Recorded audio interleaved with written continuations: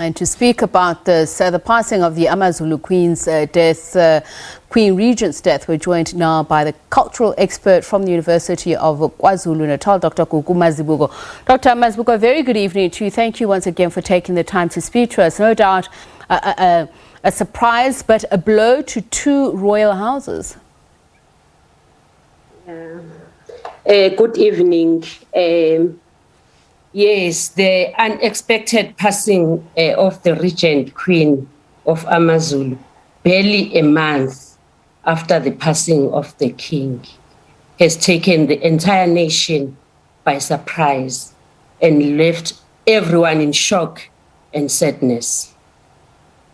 She is obviously also the sister of the Eswatini monarch, and this is why I point to this being a blow to two royal houses. Talk a little bit more about that, please, Dr. Mazibuko. Yes, the late Queen is the sister to the King of Eswatini, and she has also been the Queen of AmaZulu, and that has played a major role in bringing together and enhancing the relationships between the two kingdoms. Now, we know that there was much anticipation when the issue of succession for the AmaZulu kingdom was discussed, and then the announcement was made that Queen Mantfombi had been made Queen Regent. So how does this throw a spanner in the works? So how much more uncertainty does it create, these developments? I can say because of the nature of what has happened, which has no precedent, because it is the first time in the history of the AmaZulu nation to experience such.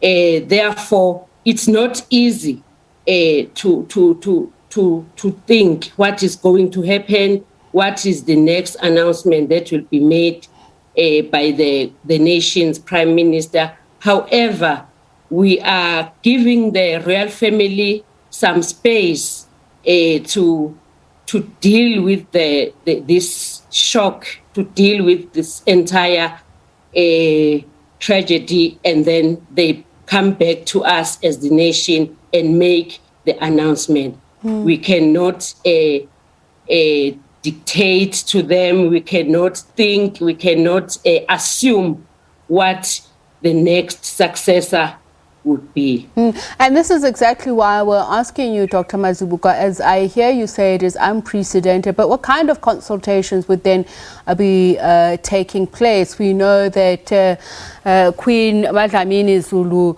Mantfombi had 8 children with the late Isilo. So would a successor ordinarily be discussed within those parameters, given the fact that there were discussions already underway? What would happen? I cannot comment on that one because those are the special private discussions of the royal family, whereby we as the nation will receive the announcements through the Prime Minister. Okay, as you said, that any discussion is clearly going to be perceived as preempting the process. Can you talk to us then about the cultural practices, what would happen next, given the fact that she was also the most senior member within the royal household after Isilo has passed away? She was the most senior wife. It is not easy to explain the cultural processes and protocols, because as I have already mentioned that this is the first time in history this is happening. So we will wait for the royal family to give us the direction whether there will be the extension of the mourning period or whatsoever that they will decide as the royal family. Thank you so much for your time. University of KwaZulu-Natal cultural expert Dr. Gugu Mazibuko.